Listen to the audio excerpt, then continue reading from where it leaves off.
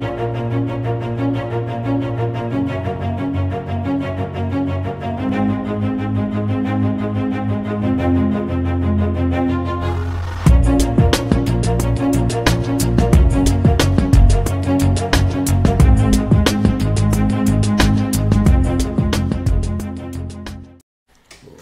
and gentlemen, boys and girls, children of all ages, this is your boy James, a.k.a. Hollywood J. Black, and I'm in the building once again.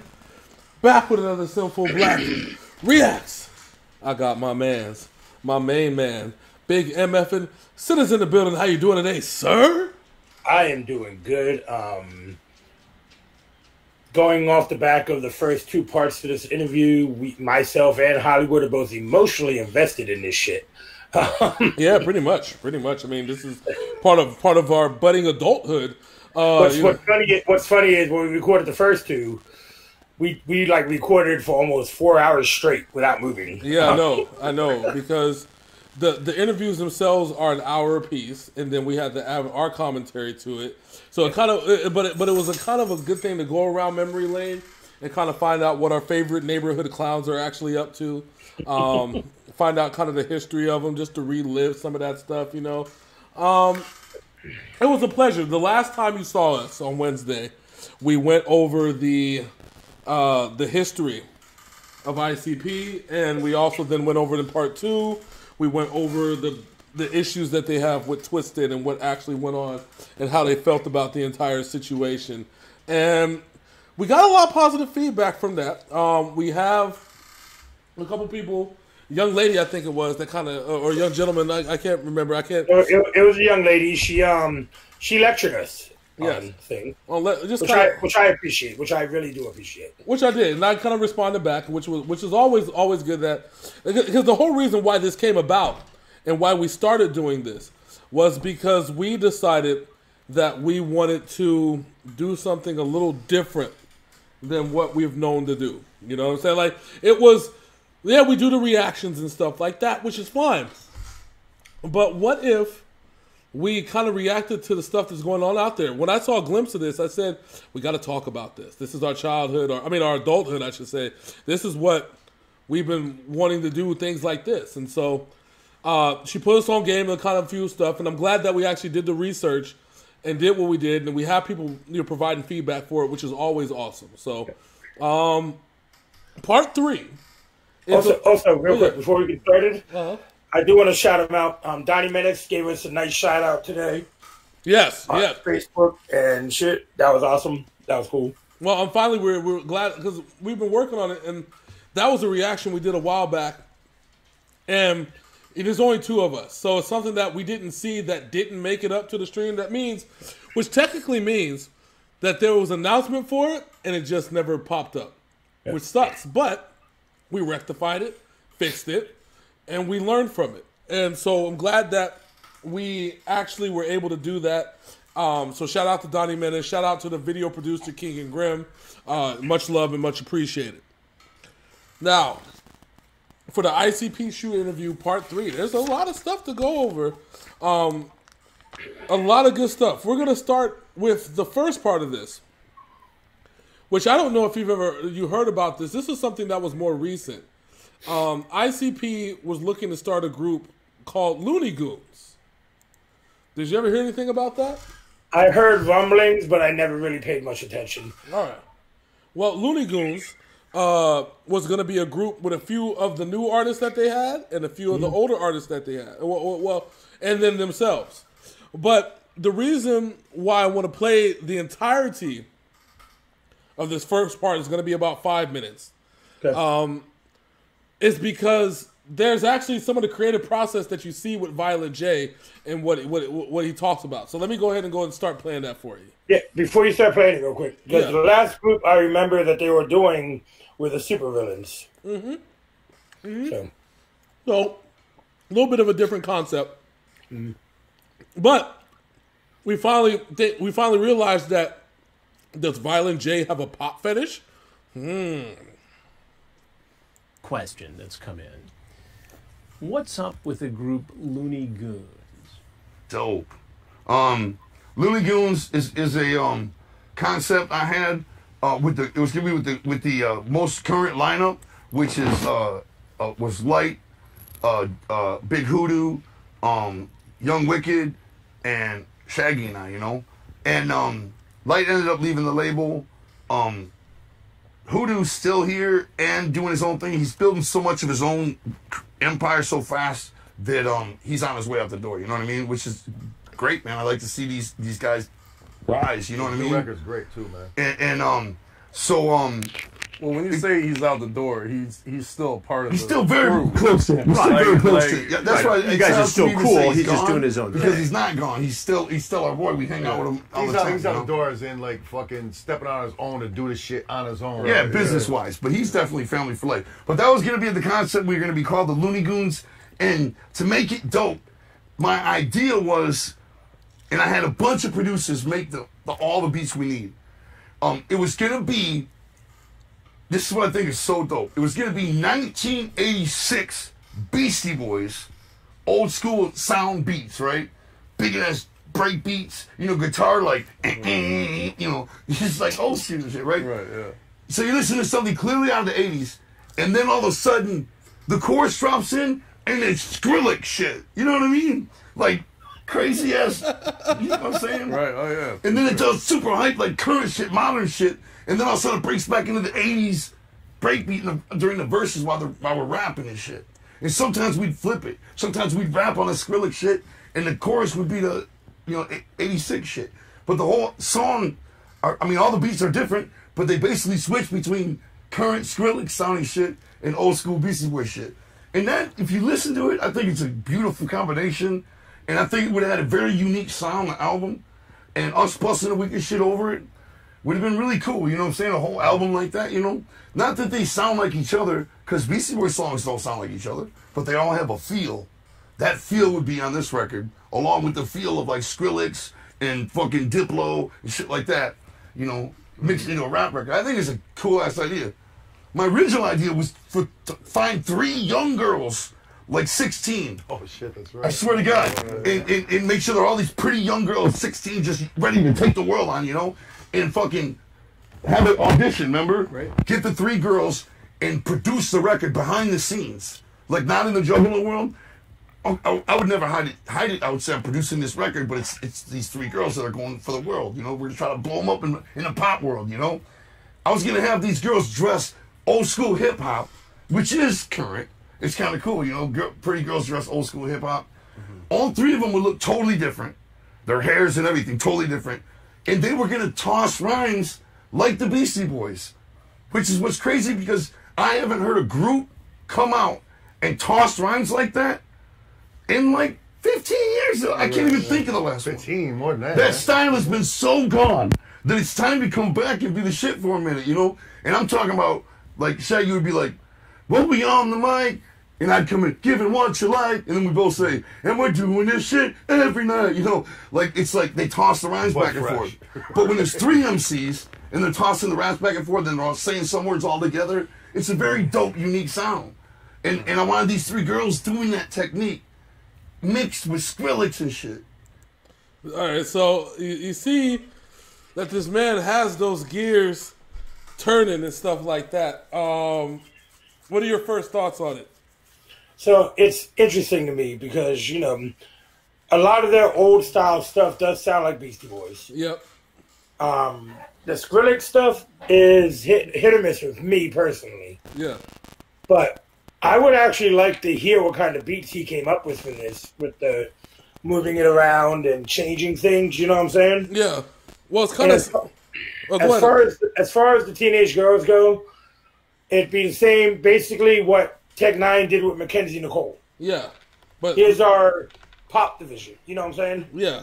And knowing Violent J and his creativeness, he would have made the shit work. Yeah, I believe so.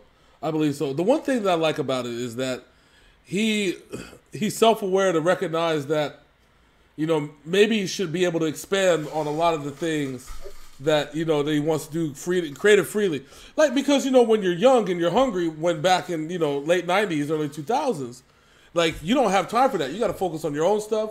And then when they got successful to the point, they brought other people on ended up making them successful as far as rapping, but staying within the Juggalo world and being awesome. I think that the transition from a rapper to a businessman. I think he's finally transitioned to the businessman that also raps. He's finally hit his independent Jay-Z moment. You know what I'm saying? Where you get those ideas, and I think that's pretty awesome. Yeah, he and he even said it in that he would not hide the fact that he was producing it, but it would be outside of the Juggalo world. Exactly. Which I would like to hear what he would do in a situation like that. So, because if you remember the Wizard of the Hood, that wasn't really inside the Juggalo world, but it was fantastic. It was. All right. So at the 6-minute mark, asked the question: what artist was they surprised to have at a gathering? Which is actually a really, really good, interesting question because, as you know, his brother's the ones that's in charge of getting people to go to to the artists that go to the gathering. So, all right, so let's go and find out. Let's run on that one. Should have did this. You know what I mean? Speaking of stuff, what artist and gatherings? What artists were you most surprised to agree to perform at the gathering? Oh, for me. Oh, dope. For me, KRS-One, for me. Like, we had KRS-One at the last gathering. And I've been trying to get him for, forever. Forever, you know? Right. The other one was Cypress Hill. Like, when we finally got Cypress Hill. Man, they're such a perfect fit, man. Yeah. I agree, though. I know because... But it was like, whoa, we got him. Every year they couldn't do it. We thought they were just turning us down. Every single year. I don't know why. I really don't have an excuse, but Raekwon was like a holy shit type deal for me. My holy shit. Like, not because I mean, I love Raekwon, he's his shit, but there's other people that play the gathering that I like the music more. But just the fact that it was just crazy that he accepted for some reason. You know what I'm saying? My holy shits are probably fucking MC Hammer. Right. You know what I'm saying? Like, Classic. I never thought that's in a crazy. million years MC Hammer would be together killing it at the Oh gathering. shit, yeah. Like MC Hammer, fucking Master P. CNC Music Factory. That blew my way.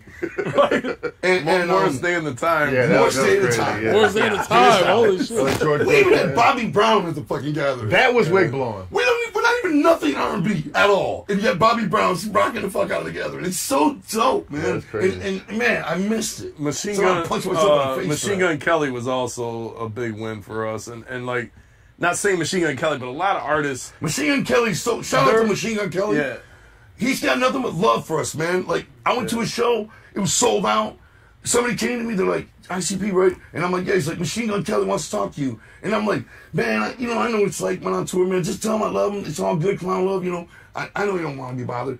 And so he left, and he comes back, he's like, man, he wants you to come now, dog. Kept bugging me. I finally went back there, he was all cool. Right. Man, he's just so dope, like, to get that kind of love is great, you know what I'm saying? Like, it feels... That's one of the coolest things about being old school. It's cool. Is that all younger acts coming up and giving you respect. For us, because we're not a huge festival, right? We're not a Coachella or anything like that. So for us, it's really cool when we're catching people on the way up just before they blow up onto the next level. Because the gathering is like $1 million going out. And $1 million coming in and $1 million going out. We usually break What? even. It's $1 million going out. Or we lose money. Half a million coming in. Going out 500,000 coming in. Not that bad, but anyway, you try to get some of these artists we've had in the past now, and they might be like, oh, we need 200,000 to play or 150,000 to play, and that's just so much of our we had budget. Busta Rhymes. Man, we had Ice fucking Cube.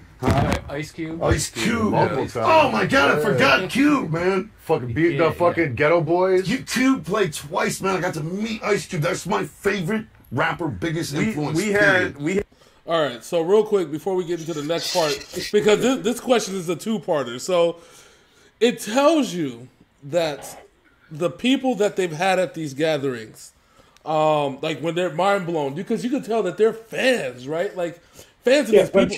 Shaggy said CNC Music Factory. Yes, yeah, they were. I remember the poster for it. Like the gathering. Dude, MC Hammer tore the gathering apart when he was there. Yep, he did. Fucking Jesus remember when they had Busta Rhymes and Busta Rhymes? Yep. This was I think that was more recent. Busta's always had love for the Juggalos. but because of his record deal, they didn't want him working with the Juggalos. Well, of course, you know how that goes. And then, but speaking of people that didn't want to work, that's actually the second part of this, which we're going to get to. But yeah, I always think of the gathering of the Juggalos as a Coachella light, right? But with a purpose. Like, yeah, because at the gathering, and people don't know who's watching this, the gathering is a 3-day festival. It contains music, carnival games, and wrestling. Yes. So that's I love something like that. That's like one of my dreams to actually go to one of those. That's the Same. So we're gonna get into the other side of this, where they're talking about artists that kind of didn't show them the love when they've requested them, and what goes through the process of getting artists to come over to the festival. So let me start playing that. He had Ric Flair hosting the gathering. We had fucking for us, Charlie Sheen. That was huge. I mean, but Ric Flair, you know what I'm saying? It really sucks how he got did, you know what I'm saying? Yeah, but he was real he cool was about it. He was awesome. like, okay, ladies and gentlemen, I'm out of here. Yeah. Check this out, man. So- We had the Great Muta at the gathering, and the Great Muta is like a Japanese wrestler who's like Hulk Hogan in Japan. I mean, he's like Yeah, he's a pop. What do they call it? A pop. Icon. Yeah, like icon. In what's the word after pop? You get it. Pop. What are the new shows about? Pop culture. Something. Come on. Culture, something. I don't know. Anyway, Pop, what are you talking about? pop like Pop icon? no, like there's a Cold Pops. it's the term for pop, broader pop, like Red Pop. Global. subculture. International music. Global. Yeah, anyway, he's a big star in Japan. He's like almost a political figure. He's huge, you know. And there's this Juggalo guy from Japan, a wrestler from Japan, who was covered in Juggalo tattoos, and he didn't speak English, but he used to show up at every wrestling event we throw. Remember that? Nazawa would be there. Nazawa. And he didn't speak no English, but he'd show up and he'd want to wrestle. We'd be like, hell yeah. He'd turn it out, right? Turned out Nazawa was trained by the great Muta, who's a god in Japan. And I'm a huge fan, too. Anyway, he came all the way to the gathering to wrestle. And he had paparazzi from Japan around him and shit. It was so dope. And he did that for Muta. And Muta did that. Muta did that for Nazawa, and Nazawa did that for us. Right. That's what I mean by showering somebody with love. Like the day Nazawa showed up, he did nothing but shower us with love, you know. Yeah, big but time. then he got drunk and stole the cab in Japan and got not allowed to leave the country. So talking about gatherings in the future is tough with COVID, right? Oh, yeah. We don't know when you're going to be able to do this again. What is your vision for the next gathering? And I mean, I know you can't say when, but what are you looking at? What are you thinking about? Yeah, so the last gathering we were supposed to do was it was going to be at the Nelson Ledges Quarry Park, and that's a nostalgic gathering location because that was our first outdoor gathering that we ever did. I believe it was it 2003, 4, and 5? Yep. Yeah, and so This is a great place. It's widely considered to be The home. by many the greatest gathering location of all time. It's just beautiful out there. And since we did the gathering there, they actually expanded their property, so it's actually a lot bigger than what it was. So that's where we were set to go, and it was about to pop off because we had the Bazaar show coming up, and it was about to be huge. And then the COVID, the Came COVID out of hit. nowhere and kicked us right in the face. So once we're able to do a festival again, the plan would be to go back there. You know what I mean, and hold it there because I feel like everyone, including us, was so excited to go back to that location. we did the 20th anniversary of the gathering. You know what I'm saying? So the next, where you go from there? You know what I'm saying? So we're like, yo, fuck that. We can bring it back to Nelson Ledges. You know what I'm saying? And we got a good rapport with the owners down there. Like, everything was going good. I mean, the town, some of the townsfolk were upset. I was going to town meetings like all the time down there and stuff. But overall, everything was going forward. It was all good. And then the COVID hit. And then now, I feel like the last thing that they're going to, as they come up with a vaccine for COVID and all that, it just seems like in order for the world to get back to normal, the last thing they're probably going to allow is mass gatherings. That's probably the... All right, so I dropped the ball on that one. This one was talking about the gathering. The next thing that we're going to talk about is the artists that come in. So my bad. So before we get there, a gathering now is probably not anywhere in the future. No, of course not. I mean, not Not with the numbers exploding as they are now. And who knows what the vaccine's going to do to people? Well, the first set of vaccine they're going to be given to people that are at risk, the older population, the the ones that have underlying conditions, shit like that. I say to myself, I guess if the zombie apocalypse happens, I guess if we get all the old people first, they'll be slower. No, sorry, my bad. Well, the problem, the company I work for, and I'm not going to mention this video. We had a big thing yesterday where the president and CEO talked, and he said he's requesting for us to get the vaccines early because we are something that is needed by the government. So, well, essential. That's what I'm gonna say. You're more essential than essential workers where you're at. So, yeah. So, but if I become a zombie, I'm sorry if I kill everybody. I just we're glad that you tested out the zombie vaccine. Appreciate you, sir. And I'll be able to hear doing reactions like.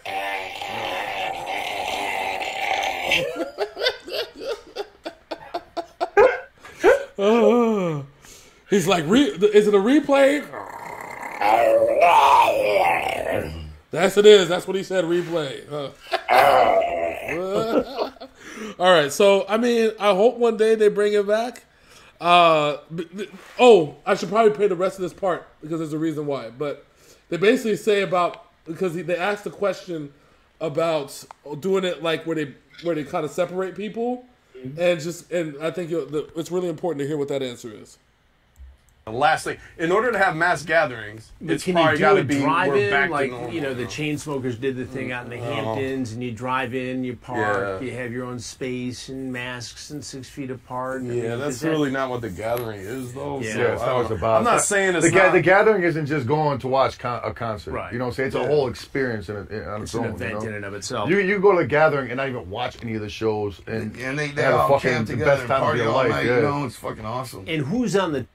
All right, so you see what I'm saying? They don't want the soul of the gathering to be taken away because of coronavirus. I think. Yeah, because the gathering is all about family juggalo love. That's what the gathering is. Yeah. I think it's pretty awesome though. I really liked that they're not going to compromise the way that they do things just to make a quick buck. You know what I'm saying? I think that's and which we'll get to. And put other people at risk. Yeah, exactly. All right, so now we're going to get into a little segment. It's going to talk about the dream artist that they wish that they had at the gathering that hasn't been there. Let's go ahead and run it. And this is also the part where they talk about the people that they have tried to reach out to do the gathering. So let's go and start it. the top of your list to have? Perform. Shit, man. For the next one. Post Malone. But, yeah. Post Malone, do you think that'll happen? I don't know, he shows us love a lot. Yeah, you know what I he's mean? cool He ass seems dude, to show man. us love. Yeah, Joey big met time. him, and he continues to show us love every now and then when we least expect it, you know? Right. And that's cool as fuck, man. So you know think what I mean? he'd be at the top of the list? You think he'd do it? I mean, that he's on top of the world right now. Would he do it? That's a different question. Yeah, that's I don't know. That's asking a lot of somebody that's getting Right. For a lot of 300 artists, grand a night, you know? for a lot of artists, they're worried. You know, they worry about what their fan base is gonna think. you Right, know. they Or make- if if they mingle with juggalos, jumps yeah. in. Even if a guy like that shows up and does 2 songs to make the splash, I mean, that's a cool thing for you. We guys. agree. And for him, too. We've been Maybe you trying could to- holler at him and, you know. We've been trying to get Public Enemy every fucking Yeah. year. Like Yeah. we try to get them every. But they're fucking doing year. show. They just came out with a new record. Yeah. You know what I'm saying? So, I mean, Yeah, we that might would be be able the to get time, 'em. right? Like Going that record. I would really like to get Public. Yeah, they're like the last remaining dream. Well, it's 2, I guess. The last remaining dream acts that we haven't had, you know? Do you think you'd ever be able to do a song with Post? With Post. Post Malone? I think so. We talked about it. We just keep forgetting Yeah. to send him something. But we think we can, you know? Like, we're trying. It might be a thing to put on the top of your list. It'd be great to have him do a chorus to something, right? Yeah, it's a hook, and then whatever. just send him something dope with an open chorus and be like, hook it up, dog, you know? And we talked about it, and we both think there's a good chance, you know what I mean? I also think if we approached Eminem correctly, I think Eminem would do a track too. And I believe that in my heart. Because Eminem is a stand-up dude, and I know Eminem respects us. I know that because he name-dropped us 3 times on one album. You know what I'm saying? And for Eminem to do that, that's a direct fucking, nod of respect, man. Not dissing us once. Right. You know what I'm saying? That's a nod of respect from one of the greatest MCs of all time. You know what I'm saying? It's an honor, man, that's like, I think, but I don't have the right people to go to, you know what I'm saying? We don't know anybody that's in the pipeline. You know what I'm saying? We'd have to go through his management or his fucking, his agent, and that's where you end up losing insane amounts of money, or they give you the fucking price. Another artist we were real excited about was Andrew Dice Clay. We actually had Andrew Dice Clay for the last gathering, and then he had some movie contract and he had to pull out probably a couple months before it. But I had him locked in, contract, everything. I was real excited about that. Yeah, that'd be dope. Yeah. Man, people gotta know, man, just because these acts are way out of our league and all that, we ask all the time. Yeah. Okay, Marilyn Manson and Rob Zombie were on a tour coming through, right? And they fucking were right. they were playing in this city, and then here's the gathering, and then the next day there was a day off, and then here's this city. They could have just stopped right here at the gathering. We're literally on their fucking way, and they just wouldn't even respond. We're hitting them left and right? Yeah. And they wouldn't even respond. They're just like, whatever. But we try, you know what I'm saying? Yeah, I'm sure they get more than we can offer, but we're like, yo, it's a day off, you know what I'm saying? Want to come rock? It's worth a try. You know what I'm saying? Worth a try. We'll have your equipment set up. You don't give us your equipment. We'll rent some equipment. Right. Just stop and do 15 minutes and kill it, We've been trying to get Rob Zombie and Marilyn Manson every year. I never give up. I always reach out, even though I know they're just going to shut it down. Marilyn Manson ain't never, ever shown us any love, man. All right, so that was an interesting take on, dream artists, who they would like there. So, the whole Eminem thing, I'm so glad that beef is squashed. And the fact that he is right, because Eminem actually put Violent J among his top lyricists, which was amazing. I'm like, when I first heard it, I was like, oh, did he? Yeah, he did. All right. Well, you think about it, it was a lot of love and respect after probably a beef that was over almost a decade old. Yep. Like I said, Proof squashed it, and then he passed away. Yeah, and you gotta respect what they did in order to make this beef just like squash it and be done. Yeah, because if you think about it, ICP were the only ones to give Eminem fits in any beef. Yeah. Because they never gave up. You know why? Because even if they lost lyrically, they didn't lose because they got the they got the attention that they wanted, but also too it's kind of like trying to punch it's like Superman trying to punch like another Superman from another dimension. It's just not gonna work, It's just... No, ICP fought tooth and nail that whole beef. Mm-hmm. They were not like Cannabis. They were not like MGK. They were not like all these other people who have tried to go at Eminem. ICP actually made Eminem work for it. Yeah.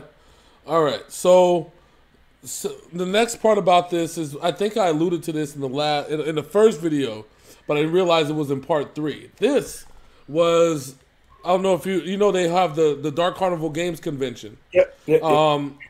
They talk. I think the question got brought up: would another one ever happen? Would they like to host another one in the future? So let me get there right now.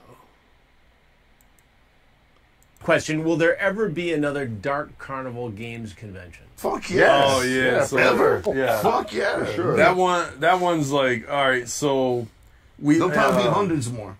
In 2018, we held it in Denver, Colorado, and it got canceled because it was huge. It was dope. The location was awesome. Why did it get canceled? There was fighting going on between two Juggalo crews, which is really rare. Crazy. Like, that first shit time never happened. That shit first never time happened. this ever happened. Physical fighting or physical fighting, yeah. And it was all on some online beef, and so they started fighting within the convention center and the hotel, and it wasn't just one fight.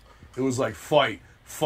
It just kept breaking out, and I was talking to the guys, the hotel owners and all that. Fucking wonderful event, man. It's and I'm trying to calm down, trying to keep the whole thing going, and I was doing good. It was going good all the way until the end of the first day when you guys you did your concert, and basically there was another fight. The guy was saying, he was like, I would have let it go and we would have just rolled through with it, but after that last fight, I gotta keep all the hotel guests. I got to keep their safety in mind. They're all concerned. We got to shut this thing down. And he made the call to shut it down.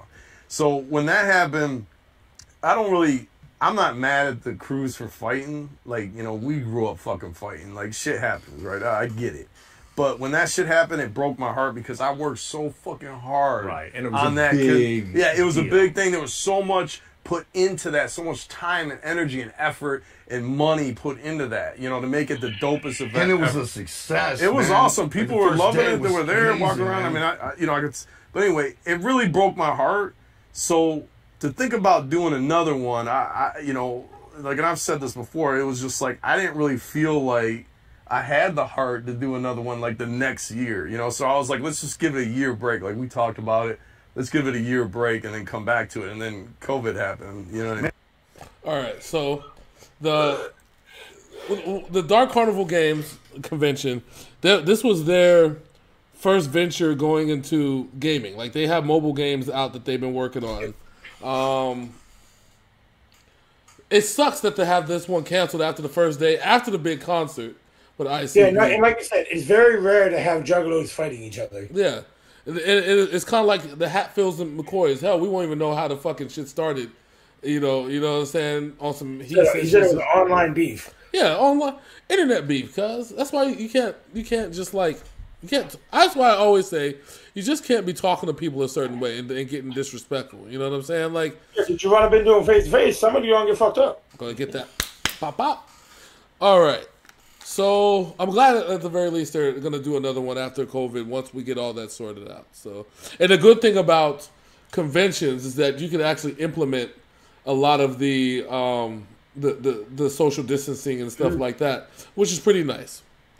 So the big question is the question that I think a lot of artists probably got faced with, and that question is how much did COVID cost them as a label? It's a very interesting question. A lot of really killer ideas. How much do you think COVID has cost you? Oh shit! Well, it's shut down the music industry. Like nobody's touring, nobody's. I don't doing know if it costs us festivals. though because it's also opened new doors, man. Humans thrive. I mean, look what we're doing right now. They survive. That's what I'm saying. Like, I do my stuff remote. We're like concerts and touring and all that got shut down. Streaming just cracked open like a motherfucker. You know what I'm saying? Yeah, I mean everything happening in the internet world is fucking insane. People are getting rich left and right off nothing, just documenting their lives, and their life might not be anything special, but other people find that shit interesting, so they watch their channel every night. Like I just want people to know their own possibilities. You know what I'm saying? Like anybody out there can start a fucking YouTube show tomorrow and get rich. There's nobody stopping you and that from happening. It's crazy. The DCG con, though, just to go back to that for just a second, I have level 100 love for it because I'm a gamer. I've been a gamer my whole fucking life. Board games, Dungeons and Dragons, video games, whatever. The whole thing. And I have 100% love for the Juggalo family. And this was an event ran by Juggalos for Juggalos. You know what I mean? And it was just a beautiful thing, and I loved it. And this one ninja, he came up to me and he told me, hey, when we're at the gathering, like it's always us looking at the stage or looking at a show. But when we're at the DCG con, we're looking at each other. We're just interacting. We got time now to socialize and interact because we're just all playing games. We're all sitting down playing all these games. And ninjas that went, they fucking loved it, So 100%, like we can get through this COVID thing, get things back to normal where we can start having gatherings again. I would love to do another. And there'll be a lot of DCG pent-up demand, too. Yeah, exactly. I would love to do. And there's games that I'm currently working on because when we do it, I'm going to be dropping a new game at that because that was my vision. Every time we do the DCG con, dropping something, a supplement for a game or a game, a new game, All right, so that's good that they acknowledge that it hasn't really cost them much, but it opened up kind of their creativity and things that they can create, right? So well, yeah, because they only toured like once every couple of years. Yeah. So the touring aspect of it didn't hurt them. And like you said, like we do here, people could start a YouTube channel get one video to go viral, and then they're fucking rich. Yep, exactly. Which I think that's pretty awesome. It's really brought out the real hustlers and pushers. I think COVID, at the end of the day, it allowed your creativity to thrive. You know what I'm saying? This kind of makes some sense. Okay, so the next one, this next question, this is a long one. Do you know who Kevin Gill is? Yes. Okay, so you know that Kevin Gill and ICP had a relationship, professional relationship, where Kevin Gill basically was in charge of a lot of the wrestling, the Juggalo Championship Wrestling stuff, and so they had a falling out a few years ago, and that got brought up in a question this is at the 2240 mark. Let me pull that up. Man, I wouldn't want that shit on my conscience, man. What happened with Psychopathic's relationship with Kevin Gill? Oh shit, that's a good one, man. I wish I knew, man. Okay, look, can I tell you the story? Well, hold on, because you guys been like fucking. Okay, God, sorry, yeah, go. Give me 1 second here. Ping-ponging it, bro. Right. Yeah, no. That's one of those weird things because I always liked Kevin Gill. You know what I'm saying? I always thought he was a cool dude. You know what I'm saying? Fucking, I was cool as fuck with him. You know what I'm saying? And like from my perspective, it turned out to be one of those things where because of who you are, motherfuckers act different around you than they do other people. You know what I'm saying? Because all I seen about Kevin Gill was like he was just cool ass dude. We just kicked it about wrestling, about video, about whatever the fuck. You know what I'm saying? Just dope as fuck. But then you slowly start hearing people like, yo, he's a dick, man. You know what I'm saying? He go walk in the room. If you're doing anything, he'll like fucking just yell at you. Man, I thought it was just haters. Bug out and all this shit. Me too. The whole time, I'm like, no, fuck. I'm like, Kevin Gill, he's the nicest guy motherfucker we know in the world. He's got like a hotline where he does like PMA, positive mental attitude, all this shit. He just pushes it on his podcast. Like he comes around, and I used to love when he came around because he was a positive dude. You know what I'm saying? Everything was like out of his mouth was positive. You know what I'm saying? And he just put you in a good mood when he was around. You know, he had some new news about wrestling. He's like a long time friend. Yeah, you know what I'm saying? We know him for years and years. And he was a big part of things, what we did. And then, just more and more over the years, people be like, yo, man, he's a fucking asshole, dog. You didn't see him like yell at these motherfuckers. People telling us that, he brought wrestling. He brought a wrestling promotion. Right. Wrestlers telling us, Kevin Gill, no fucking way. No way. Fucking, he's like the coolest guy on earth. You know what I'm saying? And then, turned out to be true. The last gathering he was at, he like fucking snapped. You know what I'm saying? And everybody, every wrestler, because he was booking the wrestling and all that shit. You know what I'm saying? We have never seen no side of that. Yeah, and one of our guys that was working for us, threatened to fucking kick his ass right there on the spot because like he was been talking too much shit. You know what I'm saying? Yeah, he was. It was actually Dean and him got in a fight at the gathering. Yeah. Okay, so Dean was the guy that worked for us. He's still a friend of mine. Friend of ours. Right. Neither one of them fight. Why would you want to fight? Anyway, Dean is like the coolest motherfucker. Yeah, he's just a fucking, ever. Yeah, like he's so calm and just like chill all the time. You can't picture Dean yelling. So Dean was in charge of the golf carts. He was making sure that the artists that were showing up at the gathering had golf carts. So over the course of the gathering, golf carts get stolen. So sometimes he has to pull golf carts from people. So he pulled Kevin Gill's golf cart because Kevin Gill really didn't need it. He was running the wrestling show. He just needed to be backstage, so he didn't really have a use for it. So he's like, all right, we're going to take your golf cart for like a couple hours and give it to this artist that was showing up. So, a big artist. So Kevin Gill kept radioing Dean, where's my golf cart? Every like 15 minutes, right? Pissing Dean off. Like to the point where Dean was like, stop calling me, like busting his balls about the golf cart. So they got in a fight and it got real heated where they're in each other's face, which is really odd. Dean never gets two pissed motherfuckers off. that you can't picture. And Kevin Gill, I've never known Kevin Gill to get angry. Anyway, they got really angry to the point where they hated each other. What a great fight that would have been, though. Now, right now at the gathering, fucking Shaggy, people get angry and they let it go. They just let it go. Like it's a stressful environment and shit happens and you get angry and you let it go. Kevin Gill would not let it go. Like he was talking to all of us how much Dean was a bitch and what the fuck, and we were like, Dean? Like we're like, what are you talking about? Like he took it that we had Dean's side, and we're just like, I'm just like, Kevin, you gotta understand, it's hard to imagine Dean getting upset, period.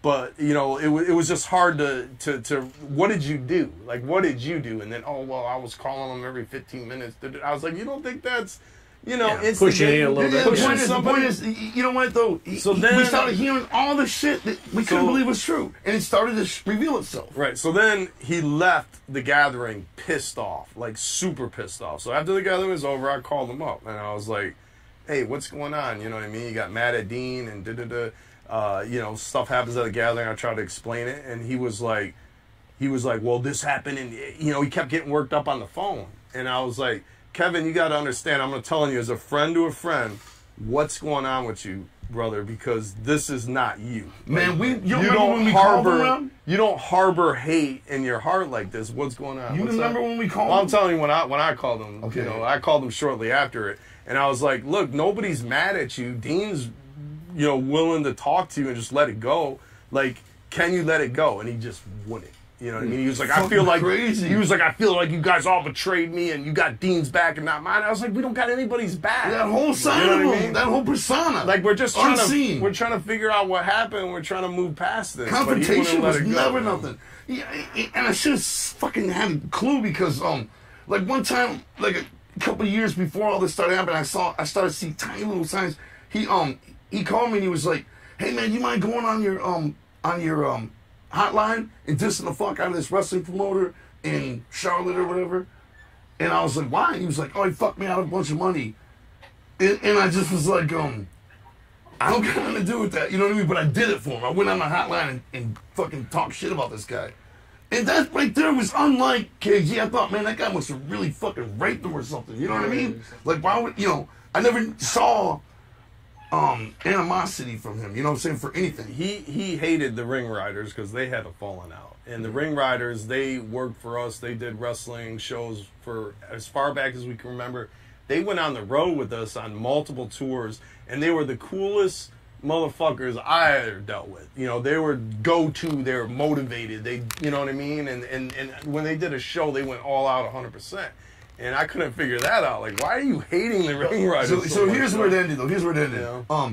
Me and Rob called him from Rob's office, and we got him on the phone, and we're like, "Kevin, bro, what's going on with you, man? Like, talk to us, because, man, we're hearing it everywhere. And now that you're, like, gone, we're hearing it everywhere. Everybody's coming out, you know? And it was like, it was a fucking onslaught of people talking. When Tony, Too Tough Tony, our own like boy that, that we... I'm just like, okay, it's official then. Tony, because Tony hadn't been around, you know what I'm saying? Yeah, we're like, where you been, dog? You know, why yeah. you been working for us wrestling-wise? He's like, I don't fuck with Kevin Gill no more, man. You know, everybody, we just like, whoa. Anyway, so we called him and we're like, bro, this is all getting bad. Everything just happened at the gathering, you know. We're like, all right, man, is everything cool? Like, talk to us, man. What the fuck is going on, you know?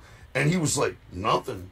And we're like, so you think everything's cool? And he's like, yeah. And we're like, well, you got a hate list. He told us about a hate list he has, 1 through whatever, motherfuckers he hates. You know, I'm like, dog, you got a hate list. Yeah. Like, this is so different from you, you know? Right. All right, so I'm not known to have the best temper in the world, but I don't hate people. Yeah, well, apparently Kevin Gill does, to the point where he has a hate list. Okay. Like, there's probably maybe 1 or 2 people in my lifetime that I can say that about. Yeah. You know one of them. Yeah. It's just not something. To hate is such a strong emotion. Yeah. And when you're around guys like this who are always trying to be positive, Mm-hmm. no matter what the fuck their music says, the men are always trying to be positive. Yep. You know, Shaggy, if you throughout this thing, he's preached positivity and he's just trying to be happy, and you know what I'm saying? Yeah. It's just wild that it's something that was a misunderstanding, right? You know what I'm saying? Like, but it makes you wonder if the dude Kevin Gill was faking the positivity that he had so much that he harbored a lot of hatred and it just spilled out in other ways. That's kind of just where it's at. That's the feeling that I'm getting. Like, because like Homeboy said, he's like, dude, you work in the wrestling, you're working in the back, you don't need a cart. The artist going from the stage to the back need the cart. Mm-hmm. Exactly. I don't know. It's just something that's weird, I guess. It's just me, maybe. I don't know. I feel like something's wrong emotionally with him, with Kevin Gill, in order to have to do something like that. I just, Well, you've known people who fake positivity all the time, of course, and then behind closed doors, they're some of the most spiteful people because they don't tell people what they really feel. They fake it all. yeah, exactly, And I'm not one of those people. You're not one of those people. Your wife's not one of those people. yeah. But we have had people in our lives be like that. Yes, we have. Yes, we fucking have, and it's a testament example of what kind of stuff like that happens. So this next part is I think I talked to you about this in part 2 where Twisted tried to restart Dark Lotus on their own, and so this was the response. This was at the 3140 mark. I'm proud of you and the research you have done, sir. Oh, I appreciate that. I try to be the best me I can be, right? All right, let's see what they say on this one. Change. Yeah, right? big You know time, what I mean? man. So You bring up Twisted again. How do you feel about Twisted continuing with Dark Lotus and the Riders? it's sad.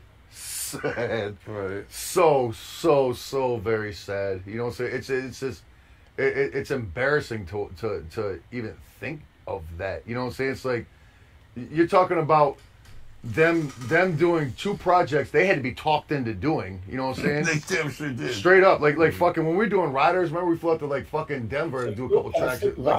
Plane was that motherfucker. Fuck that! I ain't doing it. You know what I'm saying? Just like, you know what I'm saying? They're like, Dark Lotus. What the fuck's a lotus? You know? I was like, man, it's a flower that grows at night. You know, it's dope. It grows underwater and shit. And you know the fact that somehow they tried bringing that shit back with just them. You know what I'm saying? It's crazy. You know what I'm saying? That's like fucking. I don't even know. That's like fucking Star Wars coming out with a movie without fucking any of the cast. It's just like fucking. I think it's just another crazy. I think it's just another jab at us. It's you know another what I mean? jab. Like It's they didn't it's even like- love that shit. They had no love for that. It's like they sit around like talking about what can we do to piss them off. Like that's their meetings. Like what can we do to? That's how I feel. Like they just sit around. What can we do to piss off psychopathic? To me, You know what I mean? Like- that move right there to me is like rock bottom type shit. That's you know what I'm saying? that's It's a lot like a what they junkie do. being at rock bottom. You And know that's what why I'm I saying? feel so alien to them now, man. The guys we knew weren't like that, man. They had dignity. You know what I'm saying? This is so low and shitty that it's like they're unrecognizable. It's like, man, it's something, they're not the same. Either everything had warped their brain somehow, you know? It's like we don't even know people like that. We didn't even, you guys weren't like that when you were with us. You Has know? any artist ever tried to sue?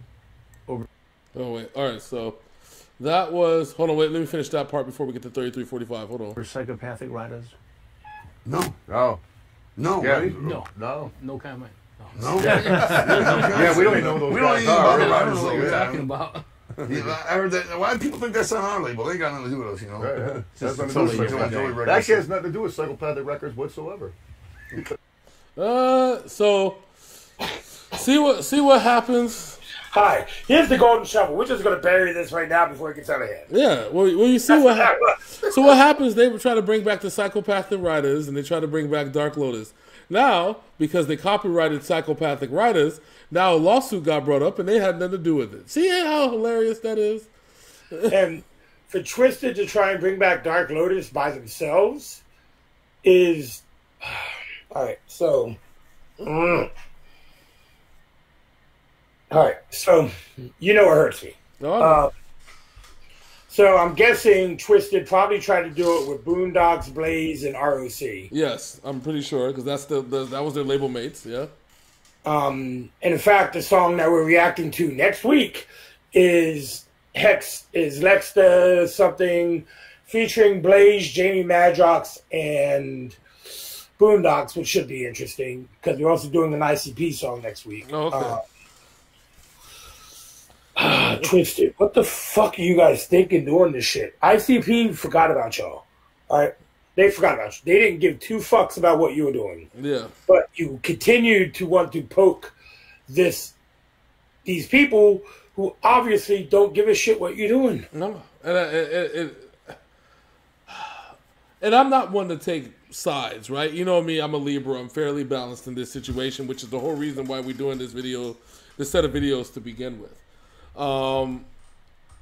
I just think that my whole thing is like this. If you're saying that you're going to go, the reason why you left the label is that you wanted to go out on your own and do your own thing, and you have your own creative vision and blah, blah, blah, blah, blah for your career. Okay, fine. That's good. You can do that. You can do all of that and be okay. Now, the problem is that when you say what you say, but then the things that you do are the exact opposite, that you're leaning back in to the juggalo world. You're leaning back into, the things that made you big and made you famous.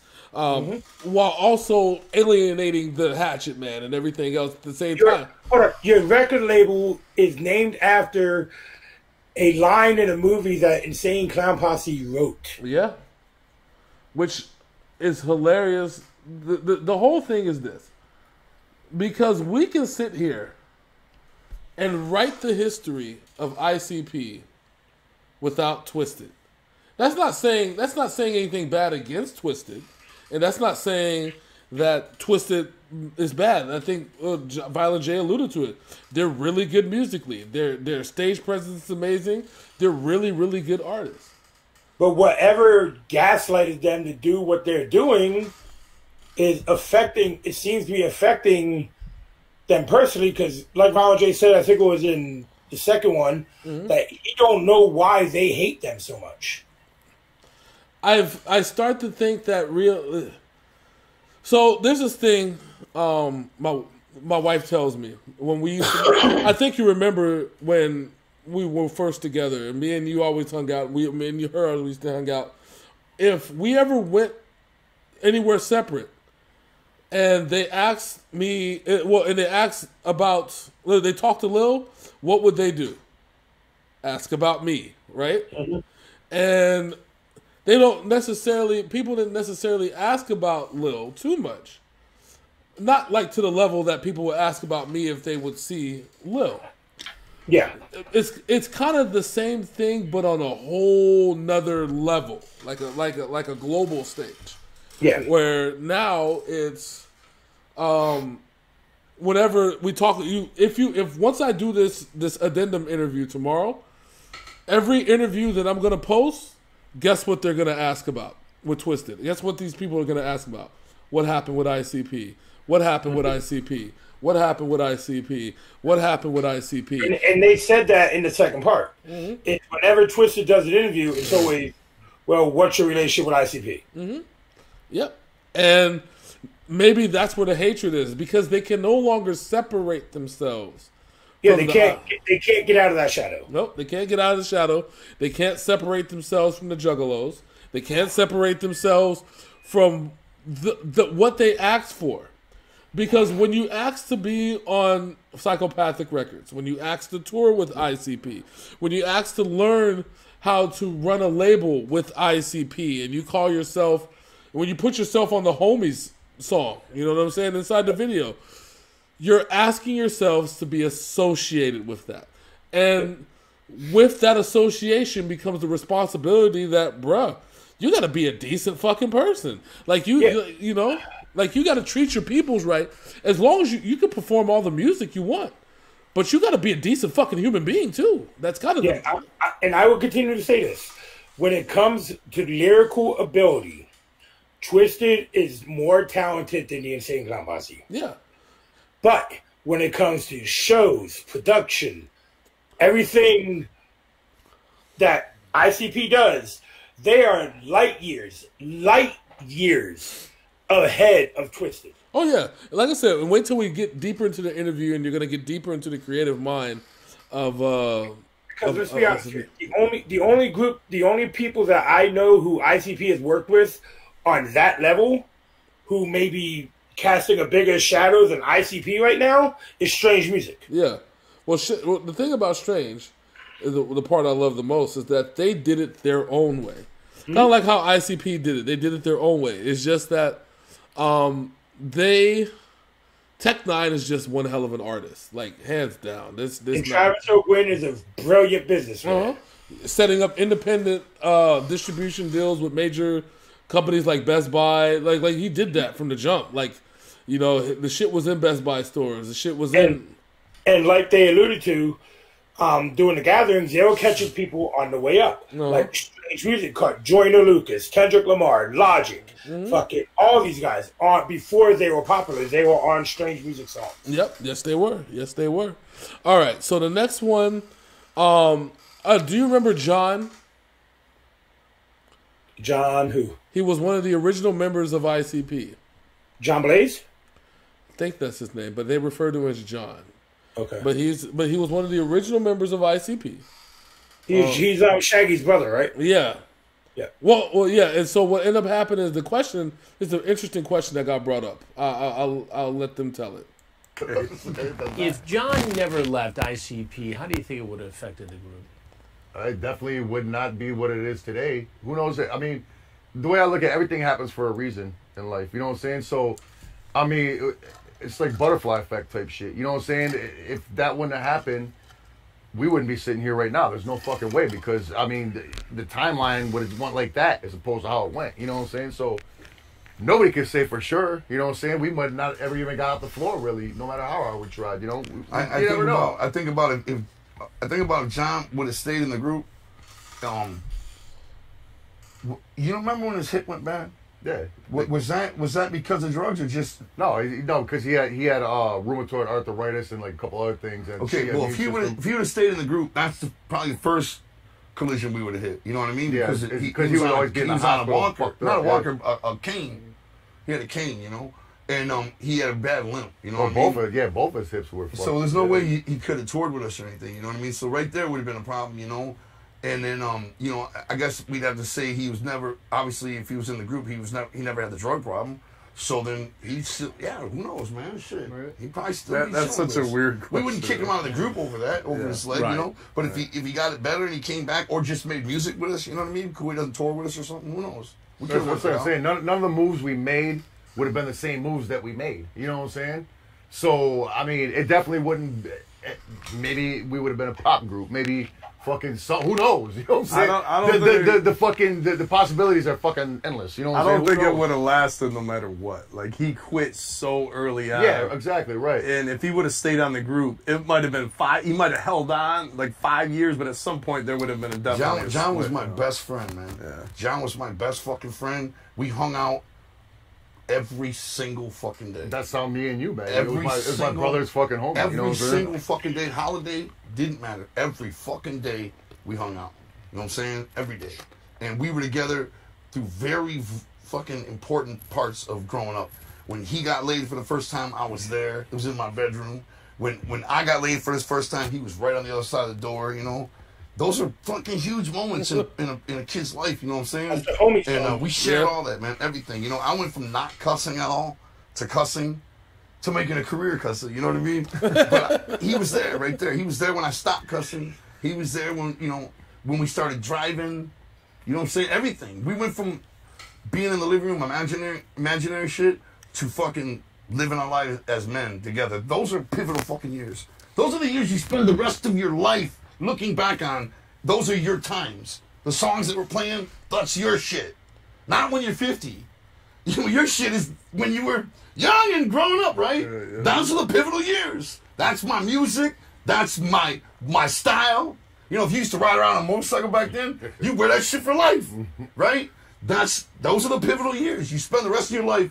That was me. I used to be a football player, bragging about the shit you did then. Right. Those are big years, man. We were best friends, man. Sounds like every fucking conversation we have. God damn, right? I'm like, why you gotta call us out, ICP? Why you gotta call us out? Okay, so everything that Jay just said right there is mine and Hollywood's relationship. Yeah. We've been friends for 20 plus fucking years.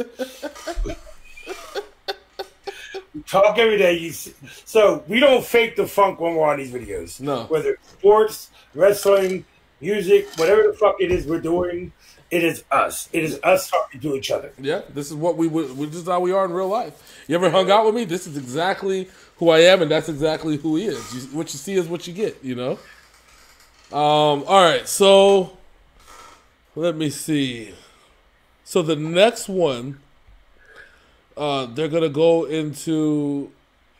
So, there was a question about Cracked Tiles. Do you remember a song called Cracked Tiles? Sounds familiar. I just don't remember what album it was on. All right, so apparently there was a song called Crack Tiles, and Violent J had a verse. It was supposed to be on his album, and he scrapped it. So I'm going to skip that question because it was just simply like, nah, it's not going to happen. There's not a different recording, whatever. So the next question is what was their favorite show that ICP performed at? That is at the 38-minute mark. Ooh. Let's see.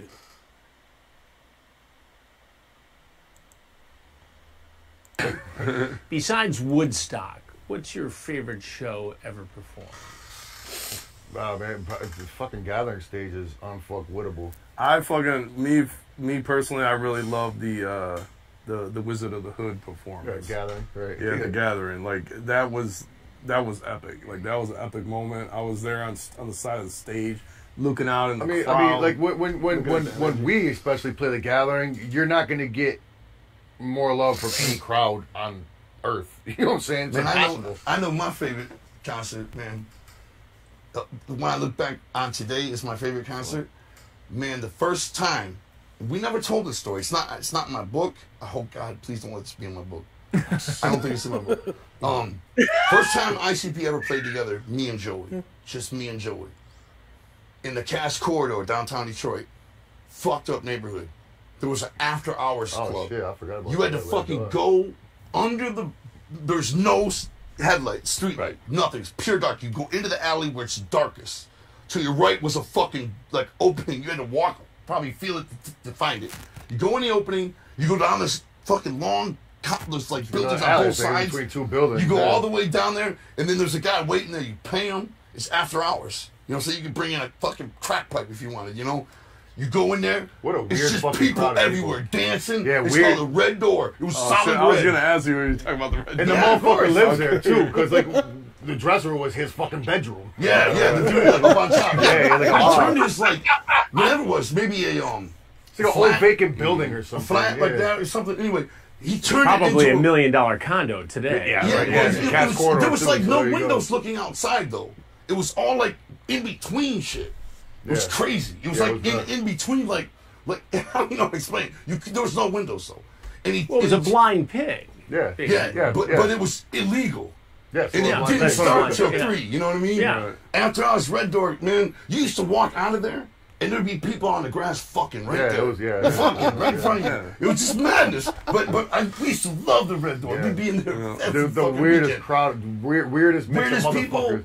open Some shit. motherfucker like, one time we you went know? our fucking landlord from our apartment in Cass Corridor. So the first time ICP ever performed, the guy at the Red Door was like, I want you guys to perform here. You know, we were like, when? He gave us a date. Man, we came in through the alley. That motherfucker was oversold. It was Damn. insane. We never talk about the Red Door show. No, we don't, man. Ever. Nuts. It was like a movie. Yo, remind me of a The little bit. Red Door was a movie, man. It remind me a little tiny bit of the original fucking video for Let's Get It Started. MC Hammer, with it all in that basement, they're all Yeah. fucking right. getting down Yeah. dancing and shit. The original video, not the fucking redone one. Man. That's what remind me a little bit. It was so packed in there. You know, and the stage was so short. Everybody's just hanging over us. And fucking we got on that stage and they dropped Psychopathic. Psychopathic. Boom. Boom.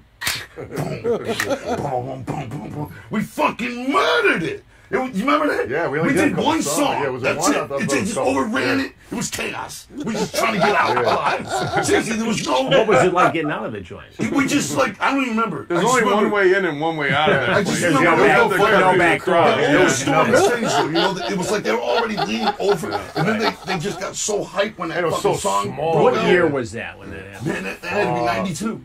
It had to be 92 because first time we performed together publicly was at the Magic Bag. Yeah, it was like 92 or 93. And that was 93, early 93. So I would have been working at Channel 4 at the time. Hell Not yeah. far away That's from cool. You know, you guys did a special on us, our Halloween shows one year. Remember that? Yeah, Ray Love. If the footage is still on the internet, that was Channel 4, right? Wow, that's crazy. You 92, bro. So you know what I'm really enjoying about this? What? The fact that you can see Chris Hansen is loving every fucking minute of this. Oh yeah, dude. This is like, I mean, if you're gonna have somebody do a shoot interview, You know what I'm saying? You get the king of interviews, Chris Hansen, bro. Like, the smile has not left his face this whole fucking time. he loved it.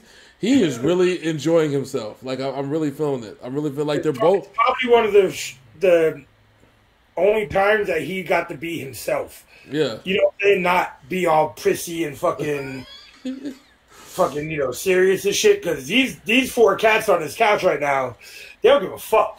I guarantee you, Chris Hansen ain't heard this much cussing in any video in his life. I see. This is the shit that they need to put on NBC. You know what I'm saying? This is Yeah, fuck R. Kelly crying to Barbara Walters. This is what I want to see. ITV doing a shoot interview with the king of catching pedophiles. All right. So at the 42:40 mark, an interesting question was brought up. Who are you? Which artist are you embarrassed to be a fan of? This should be interesting. Yes, it is. She's very cool, by the way. Yeah, I'm one of the biggest. I'm one of the biggest marks of all time. Oh, wait, right here. Remember Wait a that? minute. It's the footage is still on the internet. That was Channel 4, right? Oh, 42. I don't remember what channel it was. 4210. But yeah, the news was down Try there. to ride. Try to ride. Hell yeah. That's cool. You guys did a special on us, our Halloween shows. It's one year. 4210. I screwed up. Remember that? Like, the footage is still on the internet. That was Channel 4, right? I don't remember what channel it was. But yeah, the news was down there. We did 2 back-to-back shows at the Royal Music Theater. It was cool.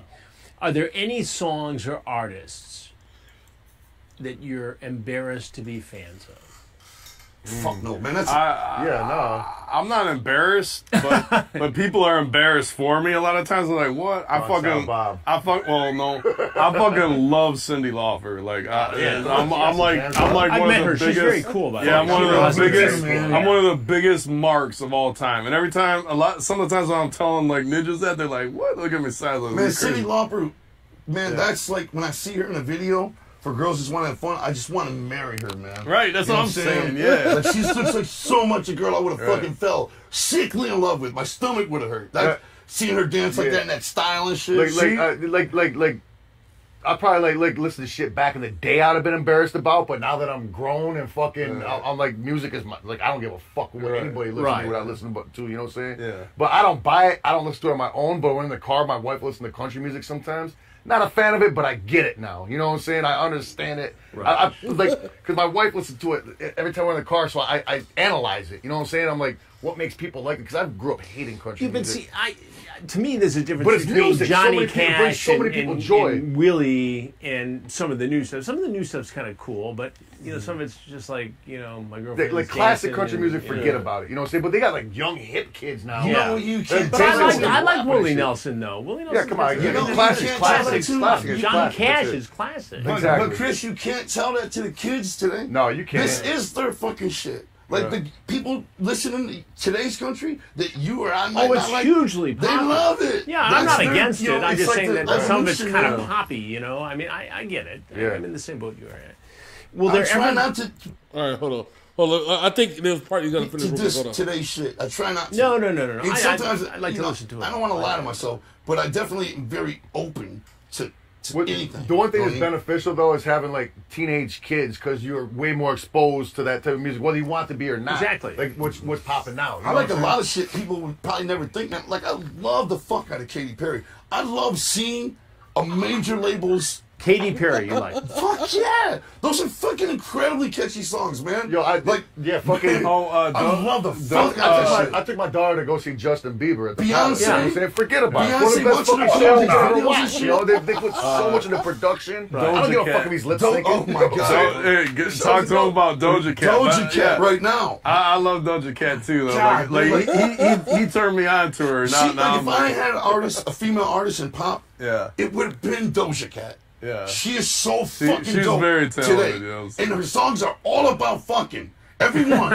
with some sort of, thing over it instead. Yeah. But they're all about fucking. That's like all fucking music. She's now. a phenomenal rapper, a phenomenal singer. She's beautiful.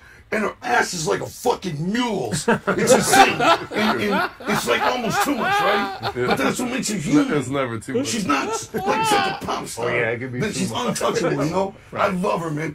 Something about her makes you feel accessible, even though it's totally not accessible to me. But something about swag makes you comfortable like that. Like, oh, I love you, bitch.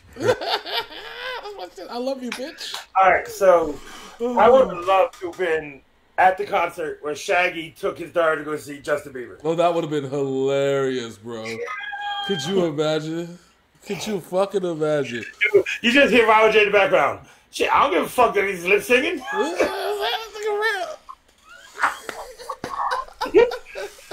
I appreciate the Katy Perry thing because Katy Perry does have some amazing music. Yes, yes. Doja Cat, she does have an ass like a mule. Yes. Yes, very much so. Very much so. She needs to stop hanging out. She needs to stop hanging out in the racist chat rooms, but yes, she does have an ass like a mule. My man said, I love you, bitch. I love you, bitch. I love you, bitch. Okay, so the next one, and we'll do a two-parter. So I agree with Homeboy about Cyndi Lauper because back in the 80s, Cyndi Lauper was so fucking dope. Yes, she was. So the next part, we'll leave it as a two-parter. We'll listen straight to before, and then we'll react to both. This is going to last a couple minutes. The first one is they asked if ICP will ever make an acoustic album, and why did Light leave ICP's Psychopathic Records? So let's go right to it. Will there ever be an acoustic ICP album? Yes. We kicked that idea around. Yeah. Especially now that we got the new acoustic songs that we're about to do on Halloween. Yeah, now we got enough dope shit to put out an album. So we probably happen sooner than you realize. Yeah, we were talking about putting out an acoustic live album. Right, that was the last time we were talking about the live album. Oh, that would be so fucking good. Oh, yeah. I mean, acoustic fucking is dope, man. You know what I'm saying? Like it's something new. It's something new for us to explore. Hearing these songs done acoustic style, very fucking crazy. I gotta ask which one they are. I'm like, what is this? I think it's perfect for the COVID concert, right? Oh, yeah. Because everybody's kind of chill, and like every time we've done it, like, listening to it. It's like fucking polar opposite different than our normal show. Right. You know what I'm saying? That'd be amazing though if they did it. That would be fucking The normal shows is like get you excited and wild and scare people. But I would say definitely though that our acoustic set is you got to be a fucking ICP fan to appreciate it though. Oh yeah, sure. I don't think we're not exactly singing. Right, exactly. Yeah. Why isn't Psychopathic working with Light? Is it because he was on a song with Twisted? Well, that was just seal the deal. You know what I'm saying? Yeah, but he wanted to go his own way. He went his own way. Yeah. He's cool. He's good people. You know. Yeah, I love Light, but he's just got a really slow work ethic. That's the problem. Really, that's it's so hard to get him to finish. That's what happened. You know, he put out one EP. In the 3 or 4 years he was with us, and we were pushing him. You know. Right. So I think he's a perfectionist, which is awesome. You know, but you don't want to get caught in that. You gotta produce. But you know what? I know he's very happy right now. You know what I'm saying? He's got a girl and his kid, and he's man. God bless him. He's our boy, man. I mean, he's still rapping, but you know what I'm saying? I think his family is his number one focus right now. You know. Is there still a beef with Tech Nine or Jelly Roll? No. I forgot to skip over that. All right, so let's go into that one since that one's a quick one too. Let's go. I totally missed the cue. I fucked it up. Let's keep it going. Neither one of them. You know, Jelly Roll.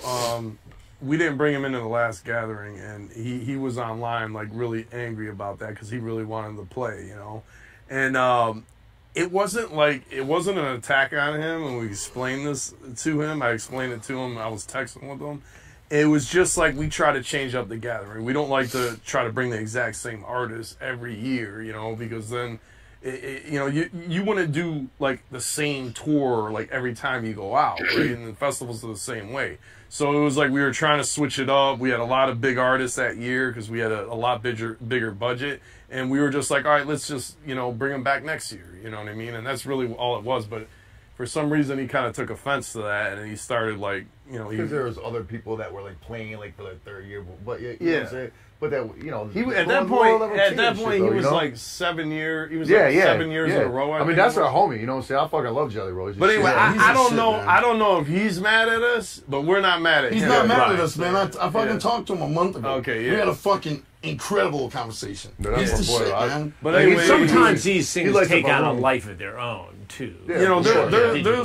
there's a lot of respect for Jelly Roll because much like Kid Rock, he's done everything he's done it himself. Like Yeah. from the ground up. Jelly He didn't Roll- have anybody fucking giving him a handout. You know what I'm saying? You know, a lot of- he's grinded for fucking crazy. A years. lot of artists, people will tell you, man, their best shit was when they first came out. You'll hear that to the end of time.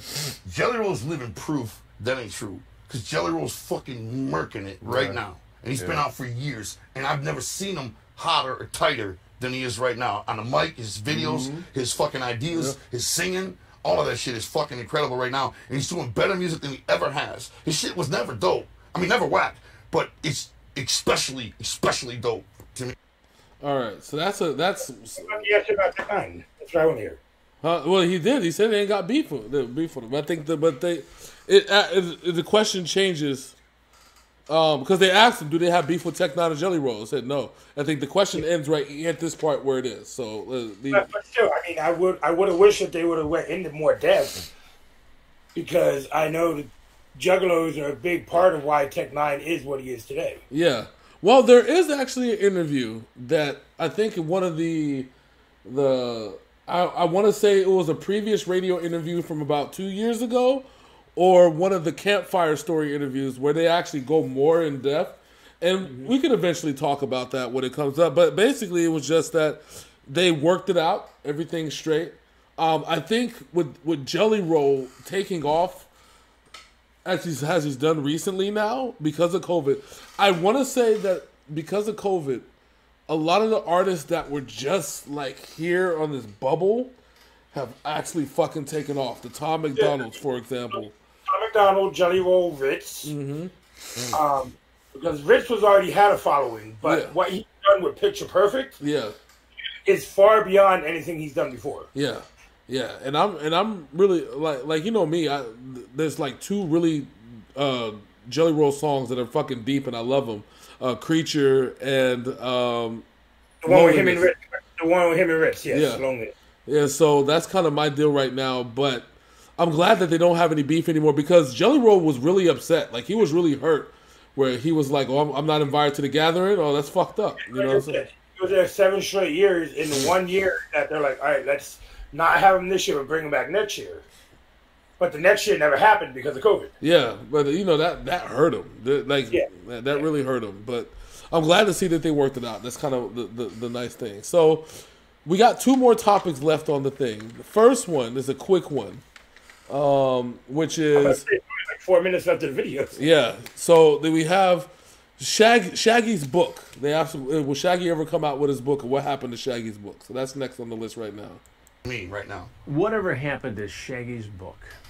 It fell through because the label, the fucking book company, Oh, when the it's publisher, yeah, the publisher fell through. You know what I'm saying? It's still in the works. You know what I'm saying? It's just taking more time to do it because It's finding a writer. it's finding somebody to Yeah. collab with to write it. I'm not a story writer. You know what I'm saying? I can't sit down and write a fucking. Well, it's a book. lot of work. I just don't know how. I mean, this I've done motherfucker it. Somehow You know. fucking kills it, but I can't sit down and write a fucking book. You know, so I need a motherfucker that can like interpret. You know, if you write an autobiography, a motherfucker that's there and does it with you. It's got to be like a book about Joey. Yeah, and the thing is, it's like that deal fell through. You know what I'm saying? So it's just like, you know, it's just kind of fishing right now because And I think a we book don't wanna about sell- Joey is fresh. It's a different turn. You know, it's Right. something they wouldn't expect. There's a lot of and the different thing is, we ways don't to go with that. we don't want to just self-publish it. You know what I'm saying? We want to find a publisher so it's, you know, properly put out and all that shit because we're not a book company. We don't know how Right. to get it into fucking Borders and whatever the fucking stores are left that are bookstores. You know what I'm Amazon. saying?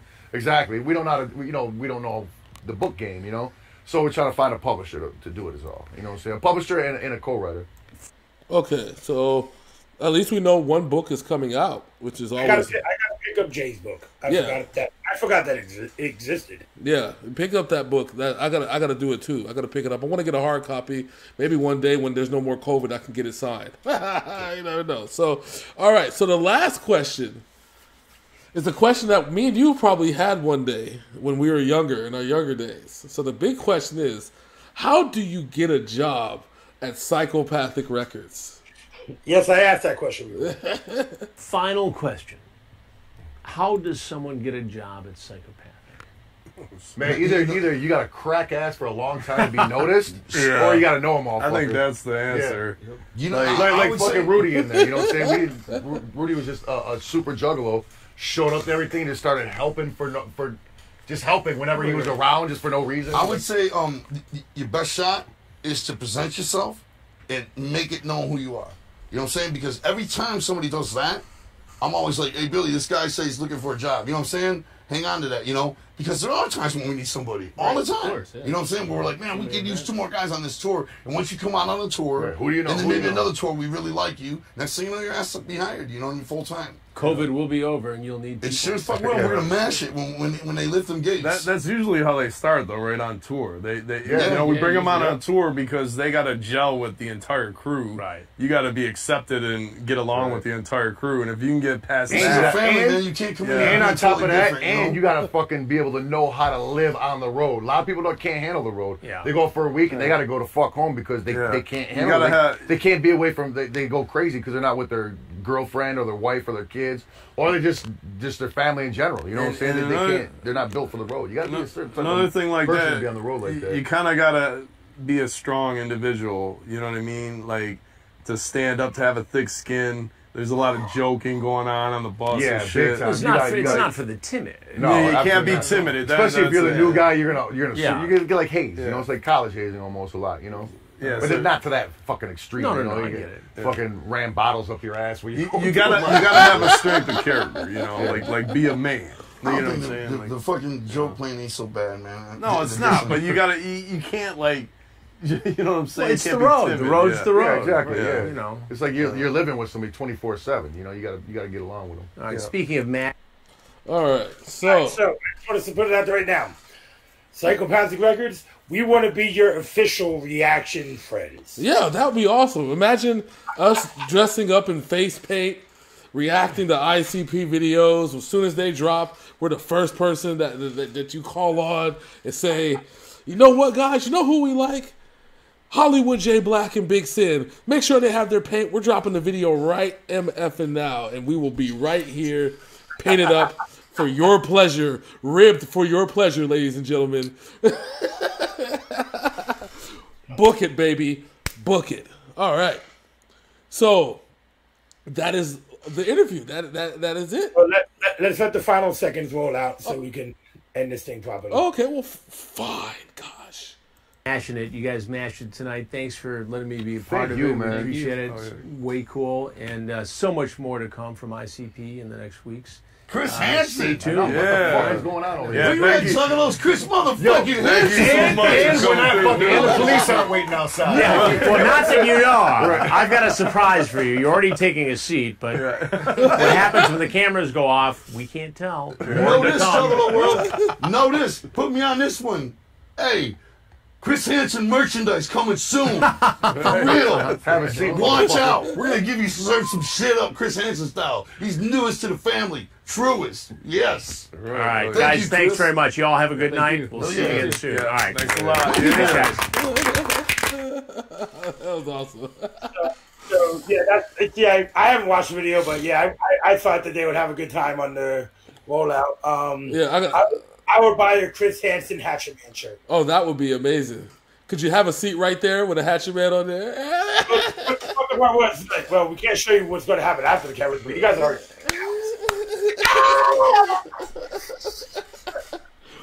Oh my God! All right. Well, did you enjoy it? Did you enjoy all three parts? Dude, I really did.